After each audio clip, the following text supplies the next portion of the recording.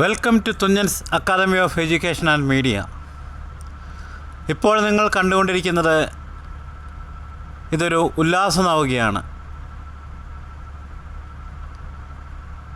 ഇതിനെ ഇംഗ്ലീഷിൽ യാച്ച് എന്ന് പറയും. ഈ ഉല്ലാസ നൗകയ്ക്ക് ഒരു പ്രത്യേകതയുണ്ട്. ഇത് രണ്ട് സൈഡും മാത്രമേ വെള്ളത്തിൽ മുട്ടിയിട്ടുള്ളൂ.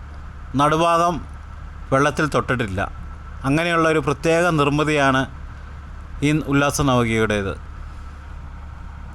കാണാൻ നല്ല രസമാണ്. ഒരു വലിയ പോൾ മുകളിലേക്ക് ഘടിപ്പിച്ചിട്ടുണ്ട്. അതിൽ പായ് ഘടിപ്പിക്കും.